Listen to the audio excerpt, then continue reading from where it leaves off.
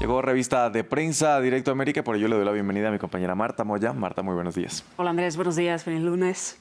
Feliz lunes también. Marta, vamos a abrir hoy revista de prensa con los ecos que deja la cumbre del G7 que tuvo a Rusia, a Ucrania y a China como protagonistas y que por supuesto ha recibido las críticas del gigante asiático. Vamos a empezar con lo que dice, por ejemplo, un editorial del Global Times. Pues Andrés, vamos a empezar con el Global Times, que ya sabemos es un medio muy afiliado al Partido Comunista Chino, y en este editorial post-cumbre del G7 en Hiroshima, en Japón, denuncia que esta cumbre se ha convertido en una suerte de laboratorio o de taller anti-China. Sostiene este editorial que los líderes de la cumbre publicaron el documento de las conclusiones un día antes de que finalizara su encuentro en Hiroshima por temor a que la visita del presidente Zelensky empañara ese documento. Sin embargo, que las conclusiones al final no consiguieron atraer el interés internacional más allá de la parte que habla sobre China.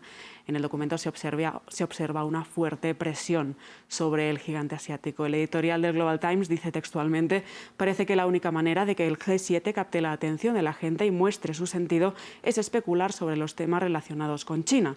A diferencia de otros enfoques pasados, donde pues, el G7 se centraba en aspectos concretos de China, este documento trata a China como un todo, dice el Global Times, lo cual va en línea con el movimiento reciente de la OTAN, destacando que a Estados Unidos, que está presionando para tejer una red anti-China en el mundo occidental. Recordemos que recientemente ha habido reportes de que la OTAN plantea abrir una oficina en Japón en 2024, lo que China ve como una completa amenaza.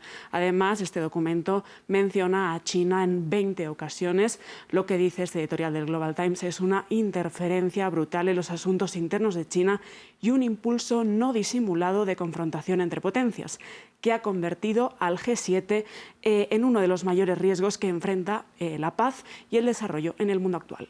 Marta, la prensa gráfica también ha hecho eco de este tema y, por ejemplo, ¿qué nos dice Cartoon Movement? Pues Andrés, esta plataforma destacamos una caricatura del viñetista austriaco Olivier Schoof, en la que se ve a China, ¿no?, como ese elefante en la habitación, en este caso representado con su clásico dragón, y vemos a los líderes del G7 en esa foto habitual para los medios, y detrás de ese lago emerge ese dragón chino. Sostiene esta viñeta del Cartoon Movement que, a pesar pues de esa condena firme de los líderes del G7 contra China, pues al final sigue habiendo una gran dependencia en las economías mundiales en mayor o menor medida, sobre todo a través del comercio chino, Andrés. Marta, y por ejemplo, por parte de Beijing, también han llegado reacciones o han llegado quejas hacia Japón. Esto lo recoge, por ejemplo, Al Jazeera. Pues sí, Andrés, este lunes el viceministro de Exteriores de China, Sun Weidong, ha llamado al embajador japonés en el país para expresarle su malestar de que Japón fuera anfitrión de una cumbre que sostiene las autoridades chinas ha sido difamatoria para el país. El viceministro de Exteriores ha pedido colaborar con otros países del G7, ha dicho que Japón colabora, con otros países del G7 y que viola los principios básicos del derecho internacional. También este artículo de Al Jazeera recoge las declaraciones del Kremlin acerca de toda esta cumbre, que dijeron que pues, el G7 es una incubadora que dice que recupera la histeria antirrusa y antichina. Marta, por otra parte, desde medios occidentales como The Guardian, el balance de la cumbre pasa por el papel de protagónico que tuvo el presidente ucraniano Volodymyr Zelensky. Pues sí, Andrés, destaca el Guardian en este análisis que la clave del G7 no pasa tanto por el documento de las conclusiones, sino por la presencia física que hizo el presidente de Ucrania, que es quizá además la última confirmación de que Zelensky tiene que empezar a tocar otras puertas, no solo la de sus aliados occidentales, que son esenciales para defender su resistencia ante la agresión rusa, sino que también tiene que mirar a los países no alineados que en sucesivas votaciones en Naciones Unidas se han abstenido frente a la agresión rusa.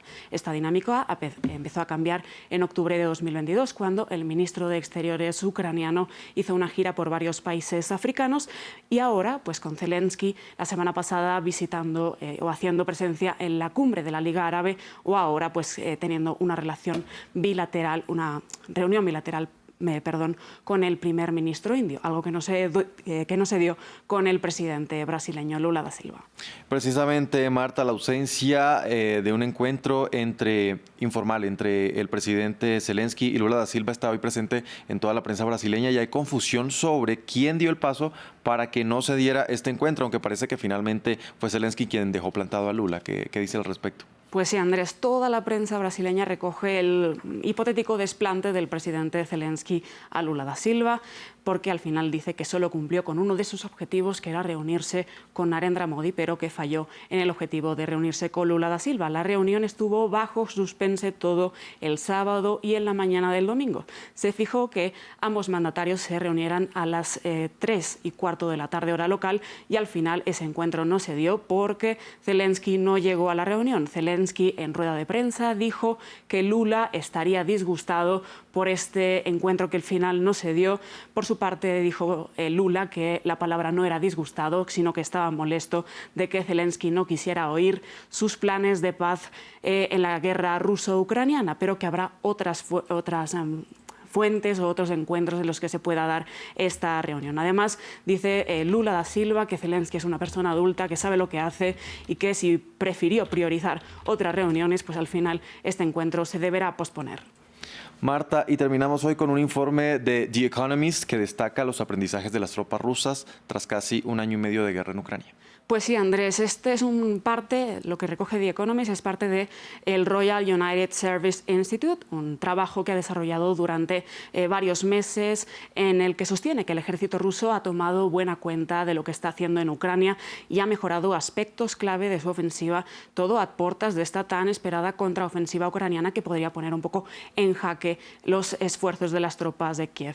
Sostiene este artículo de The Economist que las mejoras han sido sustanciales en tácticas de infantería, artillería, blindaje y guerra electrónica. Concretamente, en guerra electrónica, el Kremlin ha desplegado sistemas de guerra electrónica cada 10 kilómetros del frente y ha derribado en el último mes 10.000 drones ucranianos, lo que da una media de 300 drones al día. Sin embargo, sostiene The Economist que Ucrania todavía puede vencer en su contraofensiva porque imponer a las tropas rusas en una situación dinámica es probable que entonces las unidades rusas pierdan rápidamente su coordinación. Eso dice The Economist. Marta, muchas gracias por este repaso sobre lo que dicen los medios de comunicación. Gracias, Andrés.